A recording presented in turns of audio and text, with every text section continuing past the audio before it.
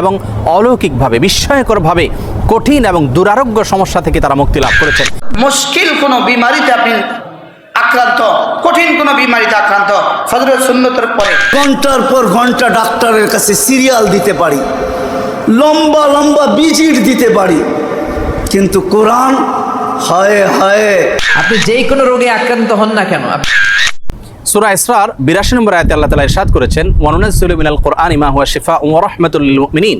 যার অর্থ হলো কোরআনে কারীমের এমন সব আয়াতসমূহ, সূরাসমূহ নাজিল করি যার মাঝে রয়েছে ঈমানদারদের জন্য আরোগ্য লাভের মাধ্যম এবং তাদের জন্য রহমত তথা আল্লাহর পক্ষ থেকে করুণা।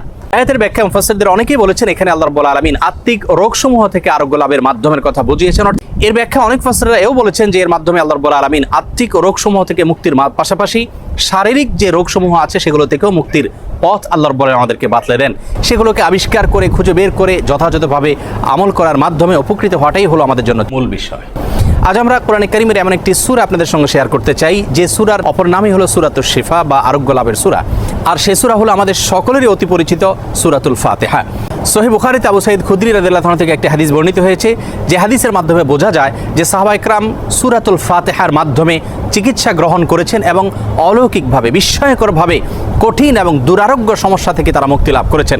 তখন নবী করিম সাল্লাল্লাহু আলাইহি সাল্লাম বিষয়টি জানতে পারার পর তাকে বলেছিলেন, ওমা ইউদরিকা আন্নাহা রুকিয়া, তুমি কিভাবে জানলে যে সূরা ফাতিহা এটি রুকিয়া বা সকল রোগ থেকে শেফার একটি মাধ্যম? এজন্য এই সূরা সম্পর্কে উলামায়ে কেরাম বলে থাকেন যে সূরা ফাতিহার মাধ্যমে যে কোনো রোগ বালাই থেকে, যে কোনো বিপদ আপদ থেকে, যে কোনো অসুখ বিসুখ থেকে মুক্তি লাভের মাধ্যম হিসাবে আমরা এটিকে ব্যবহার করতে পারি। অতএব পরিপূর্ণ আস্থার সাথে, বিশ্বাসের সাথে যদি কেউ যে কোনো অসুখ বিসুখ থেকে, যে কোনো ব্যাধি থেকে মুক্তি লাভের জন্য সূরা ফাতিহাকে পাঠ করেন, সেটি পাঠ করে কোনো পানিতে, তেল ইত্যাদিতে ফু দিয়ে সেটি যদি ব্যবহার করেন, প্রয়োগ করেন, অথবা শরীরের কোনো জায়গায় অসুখ দেখা দিলে এটি পাঠ করে যদি ফু দেন সেই জায়গায় বা মোছেন, ইনশাআল্লাহ বিইذনিল্লাহ আল্লাহ তাআলা তাকে ওই রোগ থেকে মুক্তি নসিব করবেন। ফজরের সুন্নত আর ফরজের মধ্যখানে মুশকিল কোনো বিমারিতে আপনি আক্রান্ত, কঠিন কোনো বিমারিতে আক্রান্ত, ফজরের সুন্নতের পরে ফজরের ফরজের মধ্যখানে এক গ্লাস পানি সামনে নেন, নিয়ে 11 বার দুরূদ শরীফ পড়েন, 7 বার সূরা ফাতিহা পড়েন, পরে ফু দেন, নিজের ফু দিয়া পানি নিজে পান করে নেন। চমটা কখন হবে বলেন? সুন্নত আর কি আর তো আমগো কাছে পানি পড়াল্লা কেউ আইতো না, খুব এটা তো শিখাইয়ে দিছে আমগরে। হাই হাই, ফজরের সুন্নত আর ফরজের মধ্যখানে 11 বার কি 7 বার এটা পড়ে পানিতে ফু দিয়ে নিচে পান করবেন। আক্রান্ত রোগীকে খাওয়া দেবেন, বিবিকে খাওয়া দেবেন, ছেলে মেয়েকে খাওয়া দেবেন, ঠিক আছে না? ইনশাআল্লাহ এই সময়টা বড় দামি সময়। বলেন এই সময়টা কি বড় দামি সময়।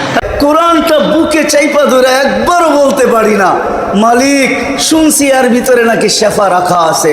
ওয়া নুনাজ্জিলু মিনাল কুরআনি মা হুয়া শিফা, কোরআনের ভিতরে শেফা রাখা আছে।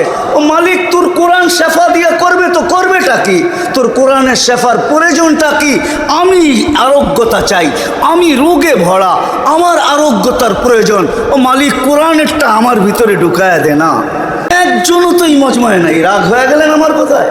একবারও তো আজ পর্যন্ত কোরআনটাকে বুকে চাইপা ধরা এই কথা বললাম না যে মালিক কোরআনের শেফা আমার ভিতরে দিয়া দে, আমি শেফা চাই।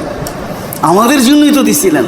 আপনি যেই কোনো রোগে আক্রান্ত হন না কেন, আপনি যদি সূরা ফাতিহা পড়ে ফু দেন, সুস্থ করবে কে? বিশ্বাস হয় না সন্দেহ লাগে? যাদের বিশ্বাস হয় তাদের ফুতে কাজ হয়ে যাবে, আর যাদের সন্দেহ লাগে এরা 1000 বার ফু দিলেও কোনো কাজ হবে না। কুল সূরাতুল ইখলাস, সূরাতুল ফালাক, সূরাতুন নাস এগুলো পড়ে ফু দিবেন, অসুস্থ ব্যক্তি সুস্থ হয়ে যাবে। অসুস্থ হলে সূরা পড়ে ফু দিবেন। হুজুরের কাছে গেলে হুজুর এটা পড়েই ফু দেয়, প্যারাসিটামল 3 বেলার মতো।